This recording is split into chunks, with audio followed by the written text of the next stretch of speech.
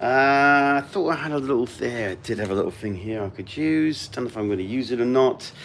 Um, I'm relegated to the basement because the lads are doing their online schooling. Where did I put that other thing? I don't know. Gee, not a mess down here at all. Not at all. Although, look at this. I got this set up. So this is my glove box. So basically, let's see if you can see in there. So I've got the gloves in there, and now what I'll do is I'll get the 70% alcohol, clean all that out, then seal it all up, clean it again. Then I can put my gloved hands in there, and I can do some mycelium culturing, which I'm kind of excited about. So that's my little geeky bio project for the week. Fantastic Tech Bandits yesterday, just amazing. Candy Medusa was rocking it with her plastics talk. And what am I doing? I'm looking for the thing that plugs into this. Oh well, never mind. I wondered about maybe doing like a Twitch and YouTube thing. Like, could I be streaming here while I'm streaming on Twitch as well? Like, would that work? So you guys get to look at my nose, and Twitch gets to look at my forehead. Basically, that's the way it seems to work right now, given the setup. But hello, everybody. Afternoon already for people. Wow, is it really? Oh, good, Bass. I'm so glad. It was a good stream last night. I got a really lovely message from Gimpy God saying sort of well done and stuff. Of course, I did nothing. I just basically said, hey, Candy Medusa, great, thank you, come and join me type thing. I'm wondering if I can stream on Twitch as well. Like, is that even a possibility? Let's see. What I would do is say, hello, Selma. We got Selma, we got Thane, we got Dave's the Dude. Candy was awesome, wasn't she just? Janine, Peter, Andreanne, Kameraden, Anna. Hello, Anna. Soma Brooft. Dave's the Dude. Morning, David. One more day till Starlink dish arrives. I'm so excited. Ms. Soundtrack fan, hello to you. Christopher, good morning to you. Candy Medusa, there you go. Look at that. She's right here. Candy Medusa, get some sleep for God's sake. But thank you so much. She just did an amazing job. I'm going to post. I've got a bunch of notes to post and some links that Candy's been kind enough to share with me, and I will. I'm in the process of just sending out an email. I wrote this whole freaking email last night, Candy, with all of the show notes, and then I exited and came back in again, and I'd lost the whole freaking thing because I'm an idiot. So there you go. That's how I work. That's how I roll around here. Look up Twitch TOS. They don't want you to multi-stream to other platforms. Please read. Okay, so I'll get like nailed if I do both. Well, I'll tell you what. Why don't I do this, and then I'll hop onto Twitch after this. How's that? So I'll go and do a chat with. I just feel bad because Twitch. I mean, we've had these amazing chats, like I said, with Candy Medusa yesterday and stuff was just amazing. Poor Candy, of course, didn't sleep a wink after that because she's experienced the joys of that the what is it those adrenaline rush of having to deal with God knows how many kids and streaming chatter people on Tech Bandits. I love it. I gotta say, it's kind of addictive. I mean, I guess it's a social media addiction to some extent, but I love that we can do this. And I just love that, we're sort of gathering this group of people around who are also interested in learning. I mean, the contagiously curious, as I would call them. A little more contagious right now. Baz has had a COVID positive at his school, so we're now not homeschooling. We're now school from home. What is it? What do they say? We're not working from home. We're living at work. So him and Bag of Chips are joining us. Oh, I see. That's what that is also. I've got a video in the background trying to figure out how to use this ATM Mini, which is this system. So when I stream, I've got this ATM Mini Pro thing going. I've got a little Zoom recorder that uses this mic, and then I have that camera, and it's just a little more complicated. And of course, this is wonderfully simple, except that it sucks for chat. I find it very hard. I can read chat, but I can't chat, if that makes sense. I don't think it is in the basic terms of service. Probably in affiliate though, should be fine to restream to both. My OCD wants to clean up that cord chaos. Fox Girl, you and me both. I mean, I'm constantly trying to whittle it down to less and less. And I see this guy, I'm looking at Alex Petit, who does a bunch of streams on Black Magic on that unit that I was just showing you, and he's using my mic as well, and he got it to work. So I got to figure out I'm doing something wrong. I'm getting a horrible buzz and stuff. But it was just so lovely yesterday. Lovely is the wrong word. It was so much fun yesterday. It was cool yesterday doing the Tech Bandits because we had Candy Medusa there. We had Gimpy God in there. The kids were engaged. The audience was engaged. I mean, the chat was engaged. It's so much fun. I love it. I love that I'm not the only person who likes this learning stuff. And of course, I was up way too late last night, Candy Medusa, looking at fungus that eats plastics, and there's a mycelium that you can actually get to eat plastics. I think it's even like some of these like standard mushrooms can be sort of taught to eat plastics, and then bacteria as well. Two things that I'd love to play with. And as I said, I don't know if you saw this earlier, but I've been working on my coffee. I'm working on my coffee. First I do this. Don't look. I'm not happy with Starbucks right now, given what those plastic containers are doing. So I was showing this off before. Candy, you're gonna have a heart attack because there's so much plastic involved. But basically, this is a glove box basically for doing mycelium culture stuff. So the idea is I didn't want to wreck a perfectly good brand new storage box because I have a lot of storage boxes and I could use them. So I'm creating a glove box really. So I've got two long gloves in there that I have sealed to a garbage plastic thing here that I've fortified it a little bit with some tape. I've glued it all into place, and then what I do is I will put some spray in there. I will also have some spray out here. I will spray it, seal it, and then when I get my hands in there, then I can do a full clean of everything in there. I've got some material to culture, so I will take some of the mushrooms that we have.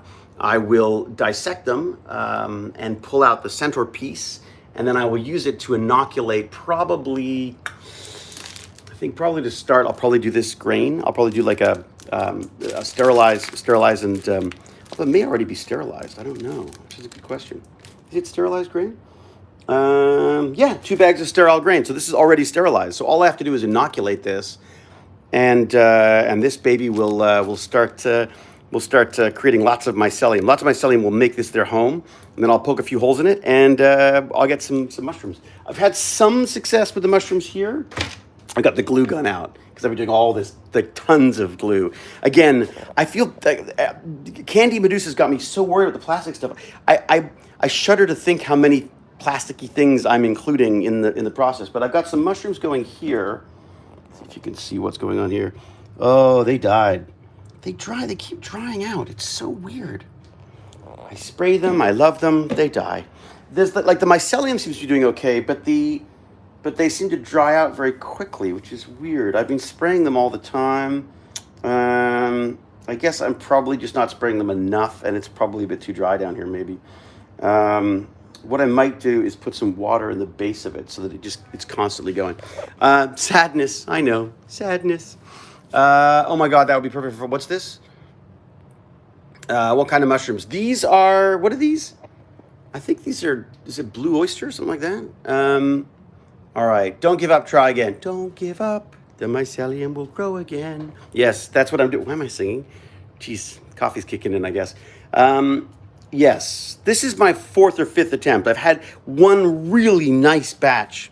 When I first opened it up, when I first did the little cuts and allowed the mycelium to fruit into mushrooms in the beautiful oxygenated air, they worked really, really well. So I have a feeling it's a sterility issue. So I think that I don't think that the environment is not conducive for it. I think there may be other stuff competing competing for that bag of whatever it is. I think it's old coffee grounds.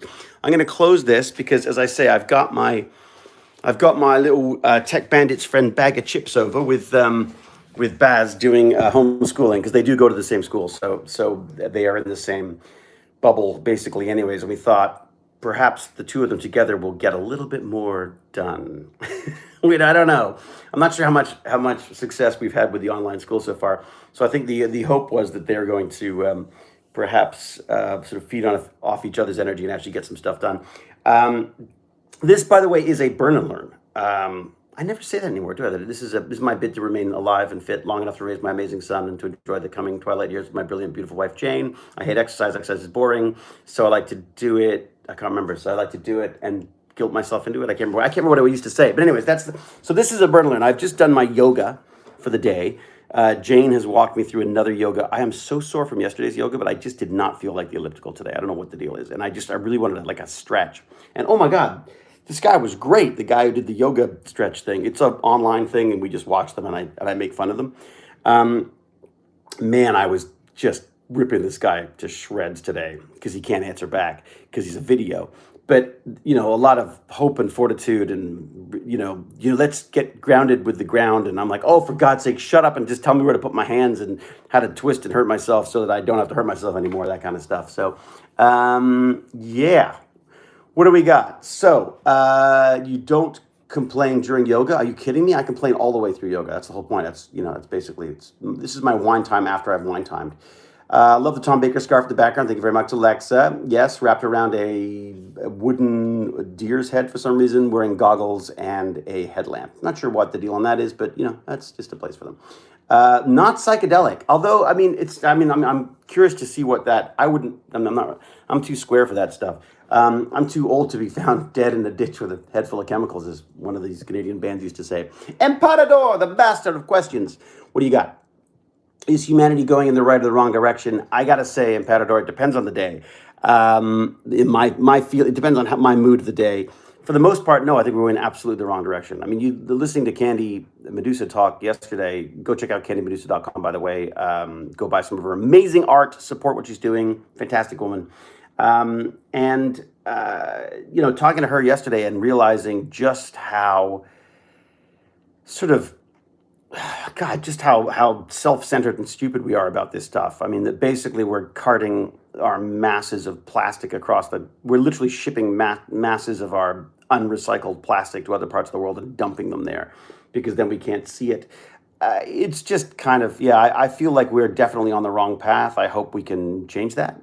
I don't think we're going to change it unless we absolutely have to. So this is where I think people like Candy come into play, where, who can sort of help enlighten us about what's going wrong and how we can fix it. Really, since speaking to her last week, I'm everything I freaking do is destroying the planet. I feel kind of miserable about it, because I'm gonna try to change stuff, but there's certain things I just don't know what to do about right now. So, anyways, I'm not gonna beat myself up. I'm gonna figure out what to do and just try to make a few changes here and there. And my wife Jane is very, very good at this stuff as well. I've tended to mock and deride people who cared about the planet or animals, and so that has changed dramatically. I've always joked about it in a stupid sort of macho, easy to get laughs way.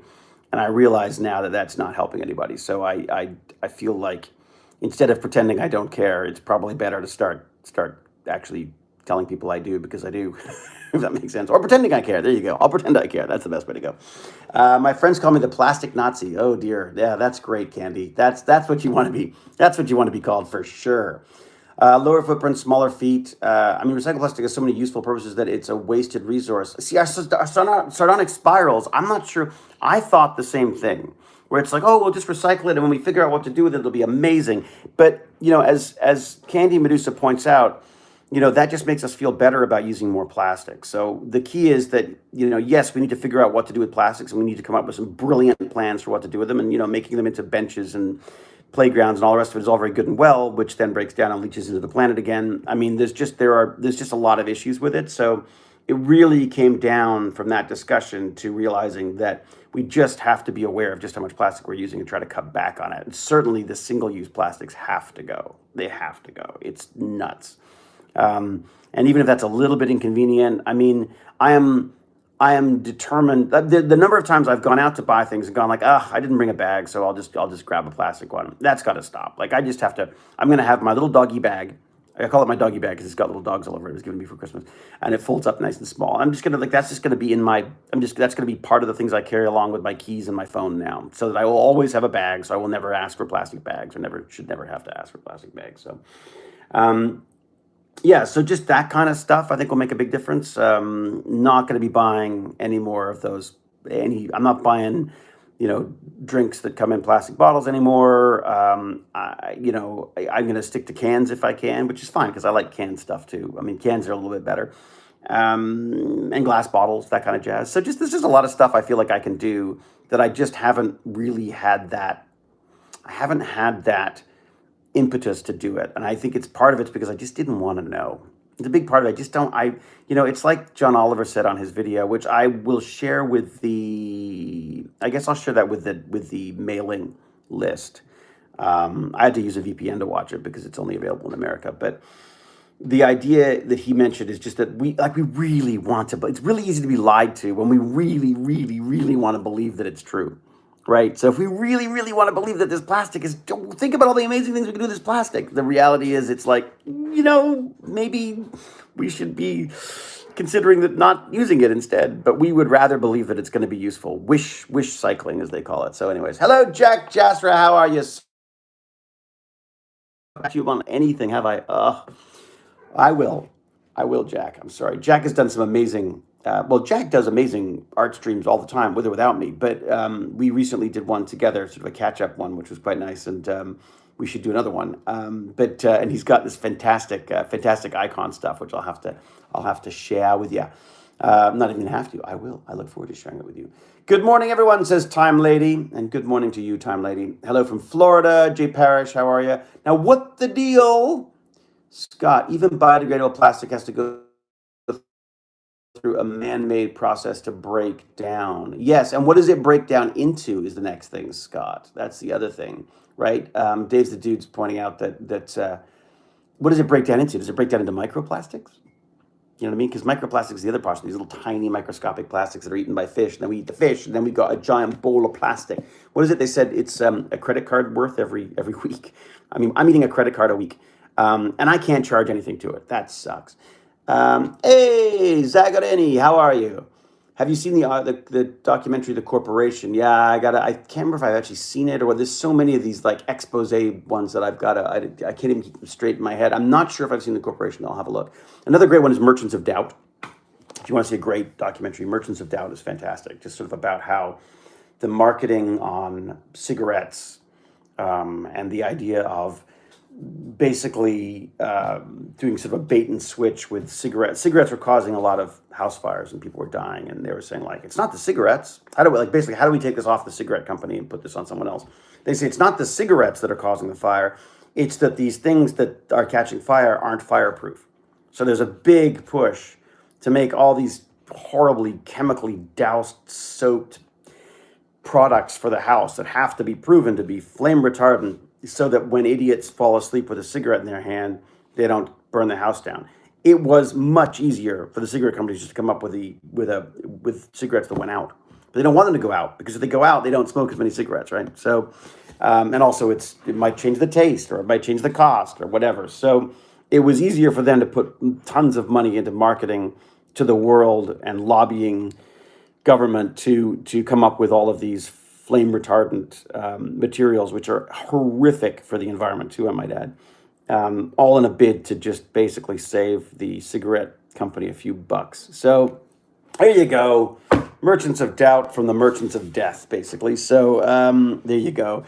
I mean, cigarettes are actually a really interesting one as well, because on so many levels, not only the carcinogens that you're sucking into your lungs, but the ones you're blowing out at other people, and also those cigarettes, there's all sorts of plastics and fibers and crap in there that are getting into the ecosystem. I mean, it's another horrific offender. So another one to consider as well. So I don't know. I feel like we're at the point now where I really thought that humans were smart enough to sort this stuff out on their own. I'm beginning to believe that we're not. That maybe we're not smart enough. Maybe we're too selfish. I don't know what the deal is, but I'm beginning to believe we're going to have to make laws about this, which sucks, because government generally sucks at all this stuff anyways. I mean, look how bad a job they're doing with vaccinations here. We're entering a third, fourth wave, or whatever it is. Our numbers are 20% higher than they were the last time when this began, basically. Began? Is that right? When it began? Since the last lockdown, whatever the last lockdown was. Anyways, our numbers are up considerably in Toronto and Ontario in general. And and everyone is ringing the bell, saying like, look out, and all these poor, hospitals and medical workers and stuff are saying like, we're getting, we're getting close to capacity here, and we're still opened up and stuff. So I'm keeping the kid home for a bit because I don't know what's happening. There's no vaccinations either, right? So there are vaccinations, but it's a very, very sort of chaotic and limited in access to them. So anyways, all right, I've done my complaining about that. We had like 5Ks. Yeah, that's the other thing, Dave's the dude, is America is also picking up on numbers as well, right? Because there's this thing they call it's vaccination euphoria. So everyone goes like, I'm vaccinated, wah! And of course you may be vaccinated, but you could also be shedding the virus the entire time. So there's that. There's also apathy, where we're just like, oh, for God's sake, whatever. Just not everyone's just quite as uptight as me. So I wear a mask. I wear a mask to go for a dog walk at night, and I don't even see people sometimes. So, but I wear a mask because I feel like, first off, it's sort of symbolic. Although I did forget to wear one yesterday, to be honest. It was like midnight, and I was like, I was like out the door, and it was freezing cold, and I was like, you know what? No idiot's going to be out in this anyway. So I went out. I think I saw 3 people the entire time, and I was on the other side of the sidewalk by the time I got there. But vaccine isn't cured after one injection. Most people think it is. The vaccine doesn't cure after one injection. It reduces, what is it, down to 65% with one. It's not that 99% coverage until, was it 99% coverage or something crazy like that once on the second vaccination? Although some of them are, you got to go. Selma's got to go. Selma, have a nice day. Thanks for joining us, Selma. Anna Hool, 2 outbreaks at university here. Yeah, we've got one at the school, obviously. I have this idea for you since last night. Because you like acting, would you ever consider doing roles with us? Like, you make a script and do your part, and then we do our part and send it to you. It'd be fun, like a community. It's like a mini community theater thing. The problem is, in a weird way, the acting is what I do as my job, and then the Tech Bandit stuff is the stuff I do for fun. So I almost prefer the science in my free time. Well, no, not even almost. I prefer the science in my free time to the acting. But I wondered about doing some acting bandits because I thought that might be useful to people, like, I'm not going to teach people how to act. I mean, but I could certainly sort of share some techniques and stuff. I mean, I don't have a lot of acting techniques, but techniques like for on-set stuff. And, I'm entirely reactive as an actor. Like, I learn my lines and then let's see what happens type thing. Hang on, who knows where we're going with this? It's a lot of that for me. So I just find that's always been my best experience with that stuff. I haven't done a lot of training. It's entirely sort of instinctive at this point for me. Although there's a lot of technical stuff, obviously, with playing to camera and eye lines and lighting and all that, sound. There's so many different things to consider that I'm sure would be helpful if you're getting started. So PBS needs to contact David, give him his own science show. Woohoo! But the funny thing is, Dave's a dude, is I looked into making science shows. Right? Because they do a lot of that stuff up here. There's a lot of science stuff up here. And I've worked with a couple of companies doing stuff up here on their own things. I don't like it. I don't like it because the whole point of this for me is I want to do the learning. I don't want someone to write me a script about science and then I get to say it. I like that as well. I'm fine as well. But for me, the joy I have is like finding people to talk to and then talking to them about it and then following my own little research things on that. I don't feel like hosting a show in a kind of a hosting way is the way to do this, because I feel like then it becomes about the production, and I don't want it to be about the production. Like, what I like about these chats is that, Candy and I can pop onto Zoom with all of my technical issues, and just talk about the ocean plastics with the kids and with anybody else who wants to listen. And I feel like in a way that's a much more powerful sort of soapbox, to be honest, if that makes sense, than a sort of an ongoing television show that I just don't know that kids really watch that anymore. I'm sure adults would to some extent. I mean, I love Bill Nye. I mean, Bill Nye's fantastic. I'd love to be Bill Nye, but I'm not Bill Nye. And he's of a different generation. He has a different approach to this kind of stuff. I feel like I would I'm really the reason why I'm here on Twitch and on YouTube is because I truly believe that these are the best platforms for this. Like if I thought that I could do more with with a science show, I would pitch that more. I tried pitching a lot of these things. There's just too many. There's too many things that come into play for it for me. I don't. One of the joys of doing this is that is for all of its, for all of its ugly warts and all. I get, it's very sort of, it's just organic, for want of a better word. I mean, this just gets to be what it is, and we sort of just get to follow the chaos where it goes. And I think that's so much more powerful to me, because I worry that a lot of the kids see these produced shows where the science experiment is like step, step, step, done. Look at this magic. And when that doesn't work for them, when they don't see that in their own experiments, they get frustrated. They give up. Or they go like, "Oh, I'm no good at this," because it didn't work out the way it worked out so neatly in that highly produced, funded, paid television show, or even a lot of the web stuff that I see now that the traditional media is trying to sort of put out there. It's just, yeah. I mean, look, this is fantastic information there, but a lot of it's regurgitated. First off, it's just people remaking stuff that's already been made before.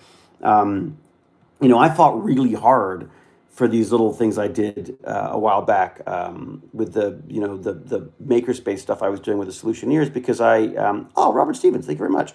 Um, ah, Thanks from Australia. Australia, how is Australia doing? God, poor old Australia. Australia's been having such a freaking rough time. Really appreciate it, Robert. Thank you very much. That's Tech Bandits. That's Tech Bandits money. They're always fun to watch. I can't believe you never run out of things to talk about. Because this is the beauty. Is it's not that I don't run out of things to talk about. It's just that there's too many freaking things. There's too many cool things going on. Like this, you never run out of things to talk about. If you're interested in stuff, you never run out of things to talk about. That's the beautiful part of this. I mean, I repeat myself a lot, I'm sure, at this point, but oh God, my shoulders hurt from yoga. But anyways, holding my own shoulders up is hard.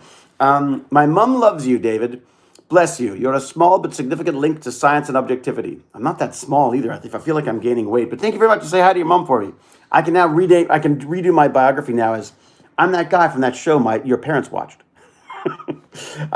So it's I really feel like this venue for some reason works better for me. I mean, it sucks for money to some extent, I suppose. I mean, like, yes, there'd be a lot more money if I had a network show about science and stuff. And I suppose from that perspective, there is definitely something. I obviously would be interested in something like that, because that would be sort of a job. But to me, all of the research, all of the interactions and stuff that I think I would miss out on because I would just be handed a script, in this situation, I feel like I'd be missing out, right? Does that make sense? Like I feel like I don't just want to be the face of science, if that makes sense. I feel like there's plenty of other people who can do that much better than I can, and other faces that they should be seeing, frankly, because more old white nerdy guys is probably not what we need on sort of network television teaching people science. But I think here it's just this is my own little personal adventures, if that makes sense. The Tech Bandits is entirely something that just came out of my own frustration with Bratlett and education, and his obviously similar experiences that he was having that I had when I was a kid, right? I mean, when I was a kid, I hated school. I still hate school to a large extent. I still get nervous in schools. But that said, I love going to the schools, and I was, before all this, in the before time, as Candy calls it, which I love. I'm going to steal that totally, Candy. In the before times, I could bring a giant orange rover of robots and old computers and stuff to school, and kids can build stuff and break stuff, and that was, I got a great joy out of that, because that's what I was doing at the age that I sort of aim at, which is sort of 13 to 16 type thing. I should say earlier, probably 10 to 16 basically is my age group, and the reason for that for me is that was those were the formative years for me about where I was going to go in my life, and I felt that by discovering acting for me, or having acting discovered for me, and having it sort of sort of promoted and sort of validated and nurtured by fantastic teachers along the way, that gave me a goal. I had a compass in my life for the rest of my life. I still have that. But what I feel, and this is a neat thing that came up with Candy yesterday as well, was like Candy's incredibly smart. So she's like, you got to be a scientist. She's like, but I want to be an artist. They're like, no, you're really smart. So you got to go into science. And I was the complete opposite. I was like, you're an idiot. You're an idiot. You got to go into the arts. And I was like, yeah, but the sciences are really neat too. It's like, no. You're too stupid for science. You got to do the art stuff. So, even though the science that I was doing, I mean, was by no means textbook in any way, but it was a true, honest, natural love of experimenting and learning. I just didn't have the marks for anyone in that environment to go, oh, there's a genius right there. I mean, I play a genius on television only, and a coward. A coward I do have in common. But the idea that there are these sort of mutually exclusive, siloed learning things really frustrates me, and obviously Candy as well. And I think that's probably why Candy and I get along so well. Is that because she's way too cool for me. Normally it'd be way too cool for me. But I oh my God, Catherine Young, thank you very much. Wow, thank you. $10 Canadian. Holy crap, Catherine, that's very sweet of you. Thank you. But I think the frustration there for her of saying like, well, why can't I do both? Or why can't I apply my math and science or my intelligence to art instead of it automatically, being funneled towards the sciences that don't appeal to me? For me, it was like, I loved the acting. I absolutely loved it. It was an escape for me. It is the mask that I wear, if that makes sense. Like, because of acting, I am much more outgoing than I ever could have been I was horribly shy.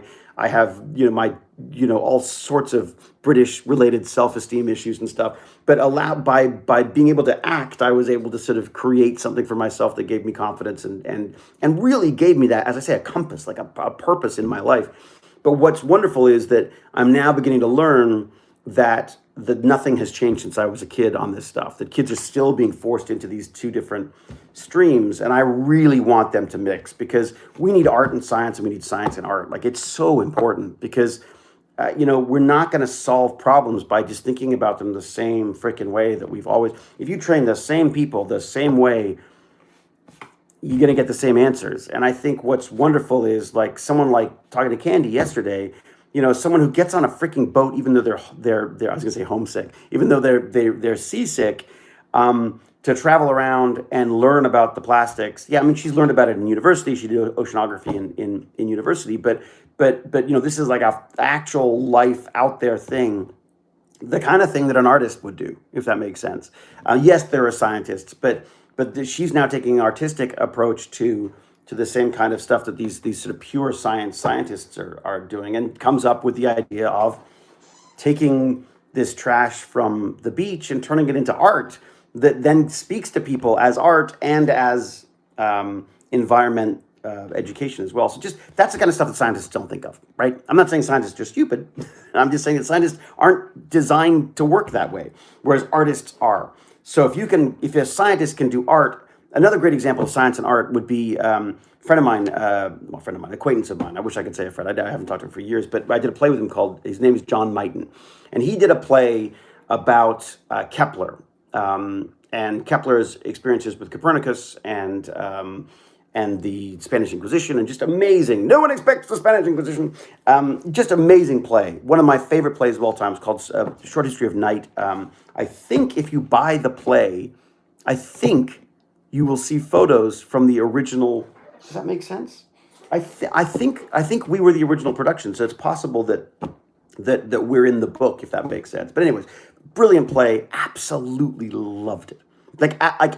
Probably one of the most sort of life-changing work experiences that I had was working with John. And John would sit in the back doing math, and I'd be like, oh, math. Oh my God, I was so bad at math. Like, I just don't have the brain for math. I'm too stupid. You're so brilliant. And he's like, what is your, no, I don't buy that.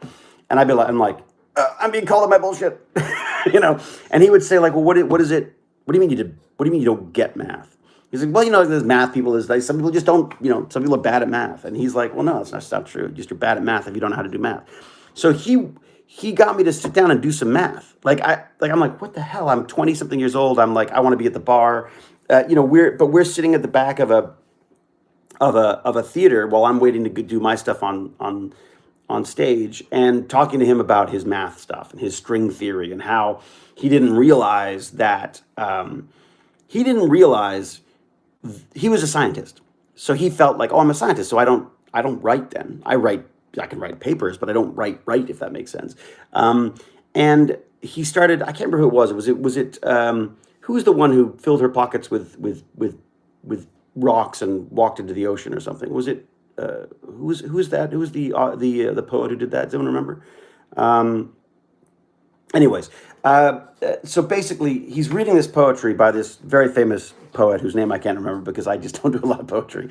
And I want to say Virginia something. Is that right? Is that who is it? I can't remember who it was now. God, this is awful. This is totally like COVID brain. Sylvia Plath. That's it. Thank you very much.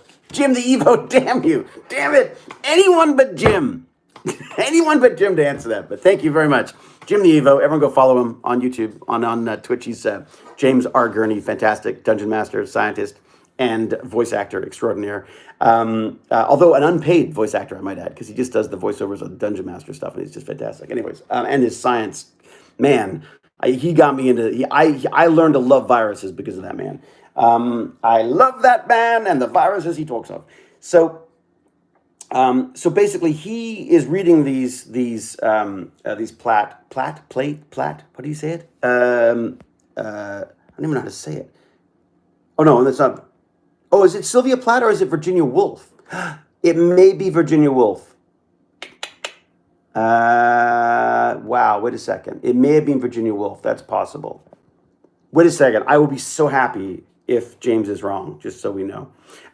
Okay, so whoever this famous poet was, who was depressed and walked into a river with rocks in her coat, she used to just copy poems, right? So she would just like read poems by people she loved, like whether it was Shakespeare or whatever, and then she would just rewrite them with some of her own words and stuff. And she never felt that she was a poet. She was just copying. In the same way that someone would like make fan films or write fan fiction or, you know, whatever. That there was although I think there's more credibility to that now than there was, but the idea that she copied, and then through copying, she learned to write her own stuff and she got her own voice. And her approach to it was rather scientific, rather meticulous in her approach. And so John goes, well, wait a second. That is just another process similar to what I've done with science. I now want to do that. I now want to apply my scientific approach to some writing, some fiction writing or nonfiction in the case of some of the stuff he's doing. I mean, he bases a lot of his stuff on nonfiction stuff or scientific concepts and things. So he starts writing plays. He starts writing plays about what he knows, which is science. So he does plays about, quantum mechanics. He does plays about, Kepler is the one I was, this Short History of Night. And Short History of Night was based on a fantastic book that I read too. He inspired me to read it. It's A Short History of Night, I believe is the full name of the book. Amazing thing. Yeah, Platt killed herself via an oven. Wolf walked into the water with rocks. Great. Things obviously work out really well for female poets, something that a lot of women should go into, obviously. Thank you, James. So he started writing these plays, and I found them extraordinary because, again, this was a very different perspective on plays than I had seen. Most plays I saw were all about emotion, all about people, about, made up stuff, basically. And then all of a sudden there was this there was so much more. It was like I was seeing the tip of an iceberg when I read this play. I was like, oh, look at this, these fascinating people who are astronomers. And it was like, look at the crazy world of sort of man's changing image of the sky, which is basically this A Short History of Night, a brief history of night. Maybe it is something like that. I can't remember what it is. One of those things. Well, I'll find a link to it. So that really inspired me to sort of realize that there was that this other stuff that I loved shouldn't be negated just because I am an actor. I don't need these things. Now it's like, oh, I say I can use this voice to do science. So he got me back into math again in a big way. He then went on to start an organization called Jump Math, which is all about teaching kids math. And some teachers love it, some teachers hate it. But the concept is basically just if you don't get it, break it down further into smaller and smaller chunks. And the problem with math is once you get behind, you panic. And then there is this like built-in excuse that we have, which is like, oh, I'm just not good at math. And that's been accepted. That's accepted as the norm. Like, he's just not a math person. What could you do? Some people write, some people do math. He's like, no, you can teach anything. As long as it's tailored to the person who's learning, you can learn anything. The other thing he doesn't believe in is genius, which I thought was fascinating because I thought I was a genius.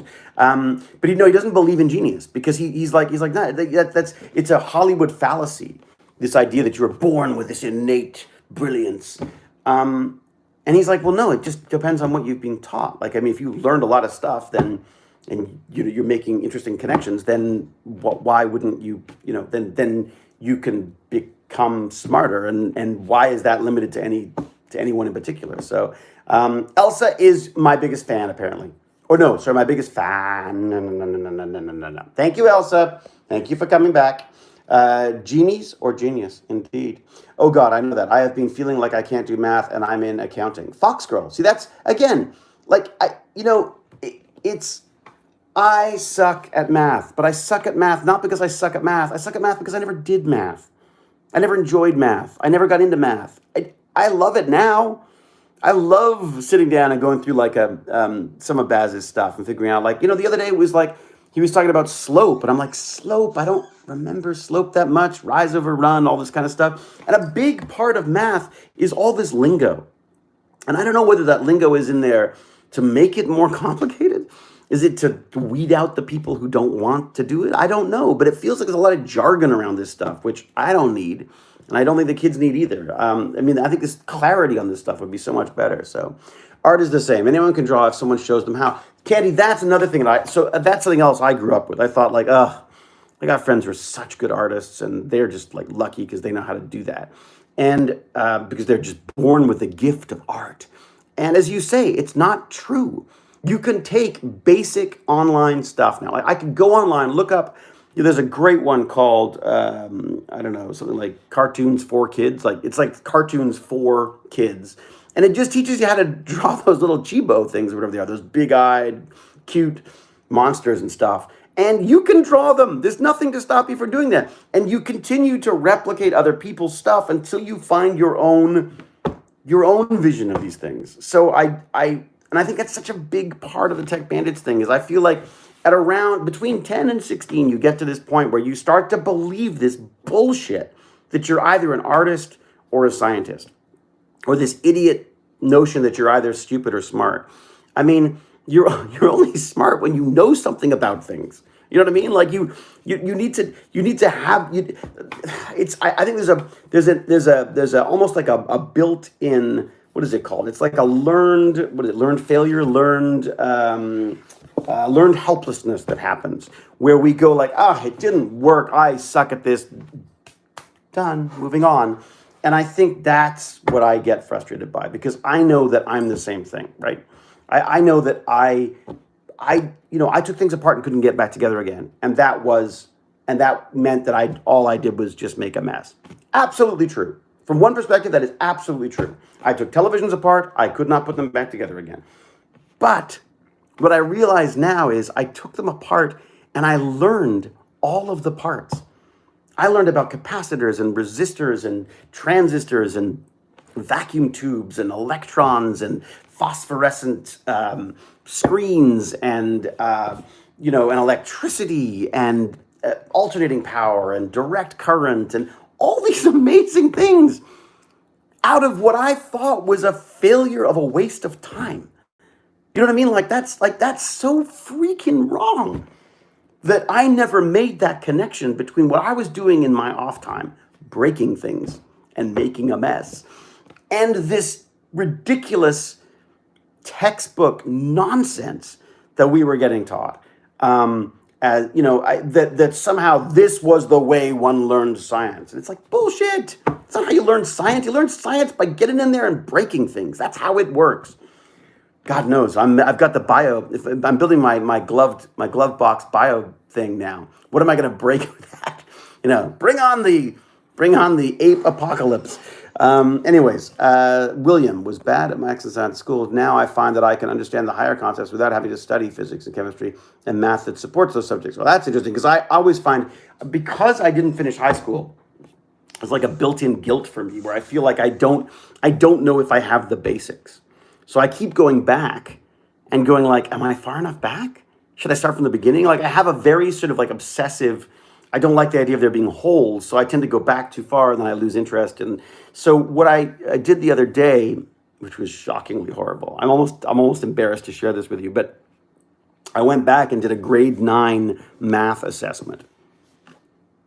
I couldn't remember 9 out of 10 of the things they were talking about. Maybe not 9 out of 10. I could remember 6 out of 10 of the 7 out of the 10 of the things I couldn't remember. Couldn't remember them. That was really frustrating for me. So, of course, what do? I go ask my son. We go through some stuff. He works some stuff out. Jane was helping me out with some stuff. All of a sudden, we're all enjoying trying to figure out these problems. And it turns out that I'm not the only idiot.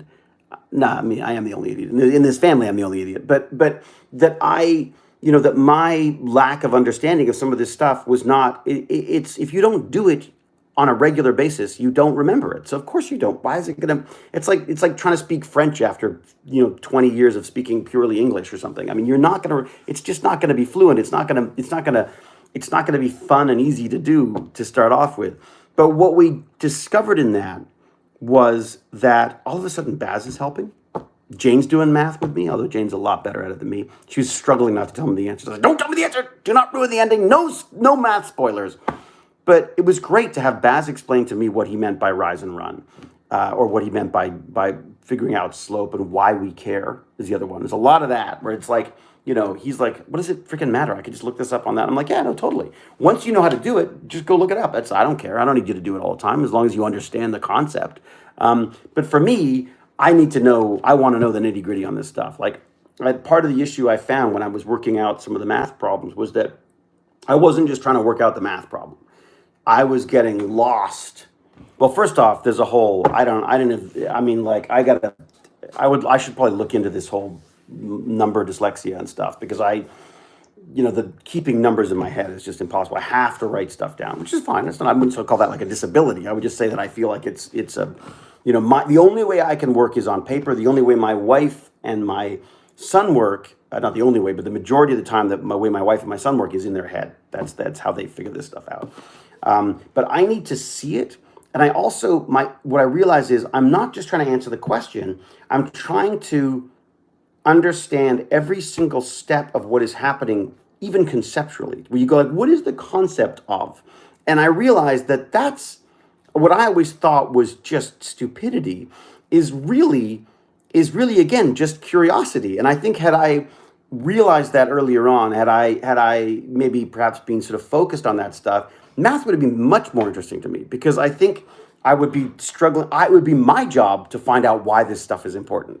And in doing so, I think I would have been much more excited by it. I am now, certainly. So anyways, point being is I'm not grade 9 level math at this point.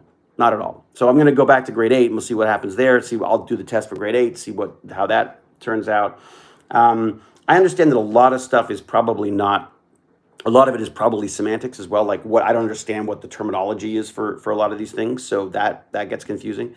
But if anyone's got a suggestion, let me know. I mean, actually, I should ask Gimpy God about this, shouldn't I? Because Gimpy God did the teaching as well. But I'd love to know what the best approach would be. What do I just keep going back until I find a grade that there's more stuff that I don't know than I do know, or that there's more stuff, whatever, or whether I just use stuff and figure it out as I go. So yeah, the Khan Academy is fantastic. I love the Khan Academy.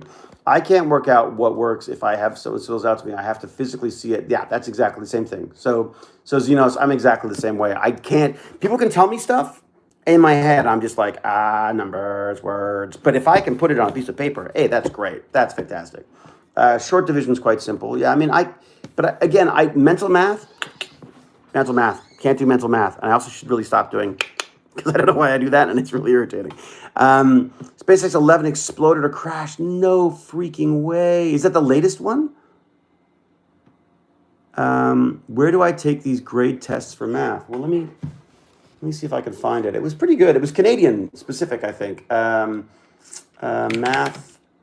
I can't remember what I looked up. It was like, what level of math am I at? That might have been what I did. I can't remember.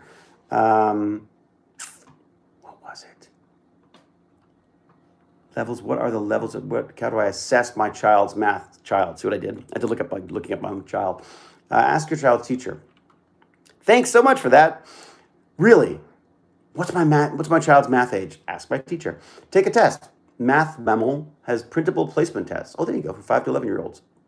That's me. Look at the curriculum document, the mathematics benchmark. Oh, this is UK, so I really want Canada. Canada. I want to look up Canada. Canada. Oh, Canada. What we got? All right, so Canadian curriculum. Well, great. Okay, you know what? I'll have to just check my history. I thought it would pop up, but it's not. Obviously, I'm on a different browser, and it's giving me different crap. So there you go. Yeah, Khan Academy is fantastic, John. I love Khan Academy. Khan Academy is fantastic for working stuff out. But what I didn't think that Khan Academy was good at was figuring out where I should start, if that makes sense. So I kept launching into, math and stuff. And here's the problem. If you go into math and it's too easy, it's boring, and you lose interest, and I don't continue doing it. If you go into difficult, you get frustrated and you give up. I need that middle ground where there is enough that I understand, and enough that it pushes me into forcing myself to understand more stuff. So I've done a bunch of Khan Academy stuff. I should probably look and see what levels I'm doing there. But Canada. Any magic tricks you remember yet? Any magic tricks I remember yet? Any magic tricks? What, from filming, you mean? Miss Liz, how are you, Miss Liz? There's to be a live-action Thundercats movie made. Bill, I don't even want to know. Don't even start me on that. Don't even start me on that. There are so many things that should not be made into feature films. Although Thundercats could be kind of cool, I suppose. It would be kind of neat. It'd be neater if I was in it. But what am I gonna play? The grumpy old cat, maybe. The problem with Thundercats right now is I just keep thinking of cats. And that just creeps me out. Okay, what am I not paying attention to, Opal Mist? How many times will he get pelted? What? Opal Mist. Let's see. Opal Mist. What is Opal Mist trying to tell me? I'm looking up, scrolling up. Canadian math. If Jane has 2 snowballs. What? Yeah, exactly. Where do you take these math? Yeah, that's it. I thought math... So I thought I was math dumb. Turns out I have a mild form of dyscalculia. What's that? Concrete concepts were no trouble, like in geometry, but numbers. Hub still handles the bills. Interesting, Diane Duncan. That's interesting. Yeah. See, I'm sure this stuff. I'm sure there are many, many things that are at work for me. Yeah, it's just trying to find the right level that I can sort of commit to. Look, I have talked for way too long, almost an hour. Oh my God, well, why don't we just go to an hour then? I'll go to a full hour, and then I'll wrap up, and then I'm going to come back and do a chat for Twitch, because I just feel really bad that we haven't had a chance to chat on Twitch. And if you don't know I'm Tech Banditry. If you go to twitch.tv, Tech Banditry, all one word, that will lead you to the Twitch stream, and I'll do that later this afternoon, maybe. I don't know, like maybe 1 or 2 o'clock, depending on, I got to check my schedule, see what's up, but around there, I'm thinking. Usually you do talk for at least an hour. Do I really, Fox Girl? Is it that long? Oh my God. Have a lovely day. Keep learning. Woohoo! Some approved. Thank you very much. Oh wait, I was behind the stream. Oh my God. Randy the Magic Man. You're supposed to be practicing magic tricks. LOL. Well, that, yes. Well, I got the coin. I got the palm. I'm palming the coin. You know the problem with palming the coin? Is, guess who's got both carpal tunnel. I got carpal tunnel and arthritis. So I'm finding it very hard to palm, but that's not, so I take this, I go, here you go.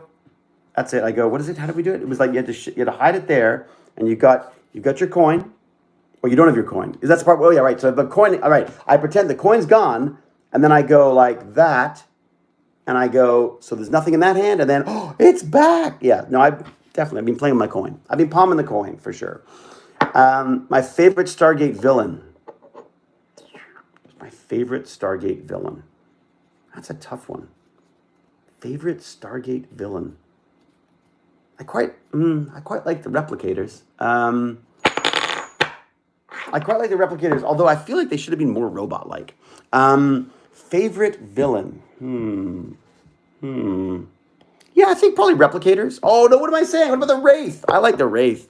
Come on, vampire Wraith who suck your lifeblood through the palm of their hands. No, sorry, Wraith first and then replicators. Wraith then replicators.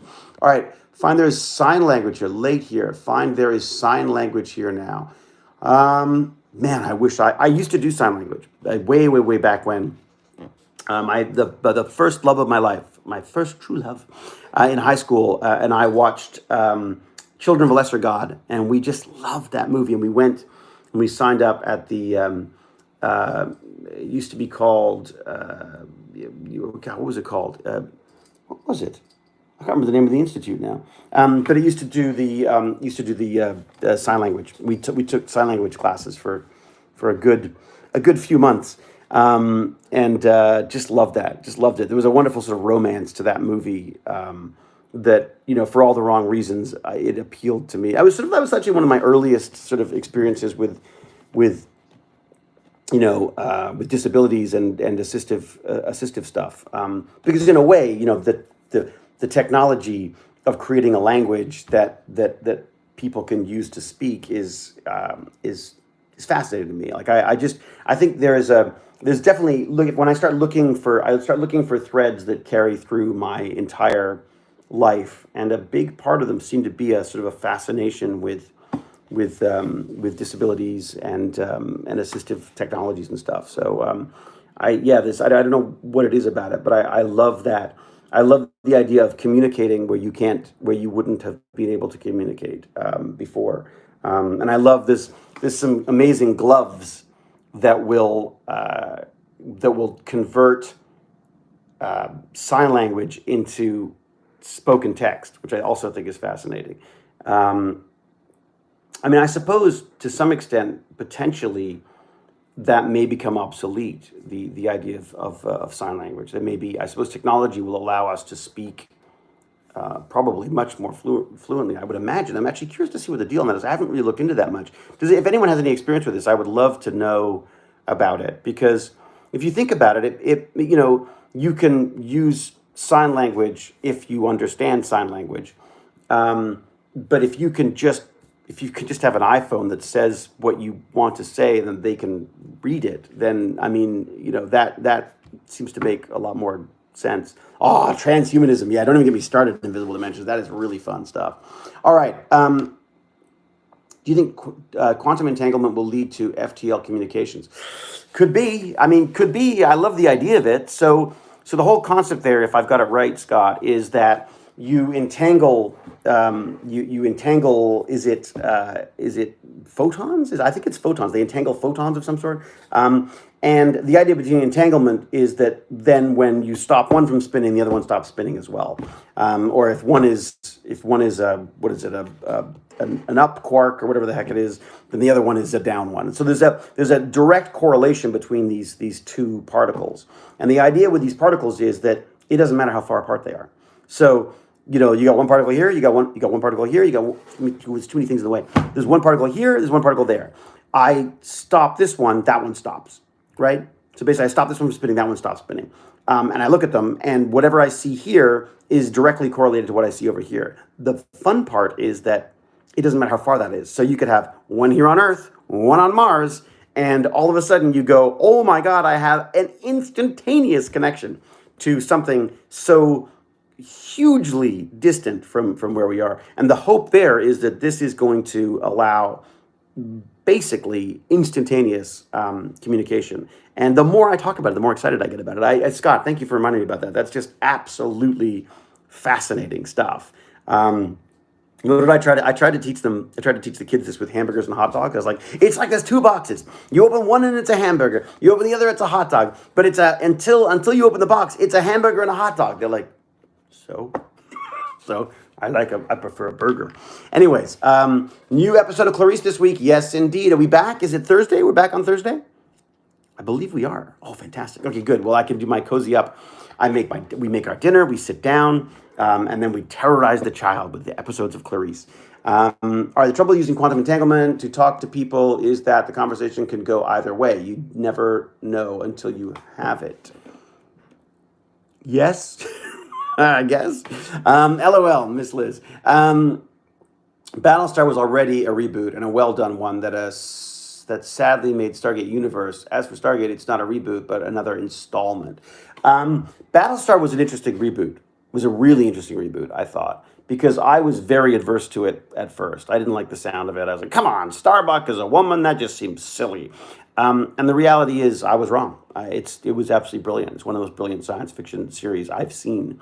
Absolutely loved it. But yes, it also birthed Stargate Universe as well, absolutely, because that was something that the writers wanted to explore, producers wanted to explore, so that was Stargate Universe. Not that there's anything wrong with Stargate Universe. Stargate Universe is absolutely brilliant. It's beautiful, brilliant. The actors are absolutely extraordinarily talented. Amazing bunch.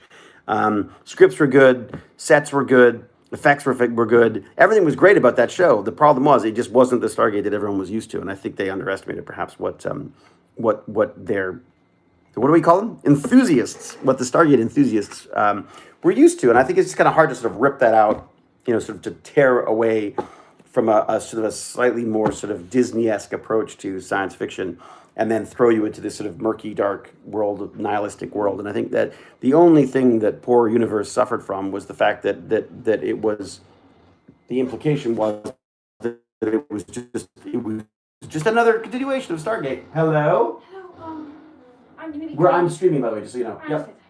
I'm gonna go out to grab lunch with chips. What are you getting? We're going over to his house and having pierogies. Shut the front door. Seriously? Dude, oh my God. Bring a pierogi for me. Do you want me to? Well, if there are any. I'll save one. Only if there's one left. Okay. Love you, buddy. That's my kid. I love my kid. So my kid's going off to eat pierogies at Bag of Chips' house. How cool is that? And I should go shower and probably get on with my day. I got some running around to do. I hate going out. I got to say, I'm so freaking paranoid now. So I got to go to the drugstore today. So I get to put on my mask and my gloves and spray myself with the 70% alcohol. Baz broke the stream. He broke the stream. Baz is feeling fine. I think Baz, honestly, if Baz had his choice, he would be learning from home, and that's what he's doing. So, and even better, he's doing it with his best friend, his best buddy, Bag of Chips. So that's kind of cool. Look, what's a pierogi? Isn't it like a potato pasta thing? Isn't that it?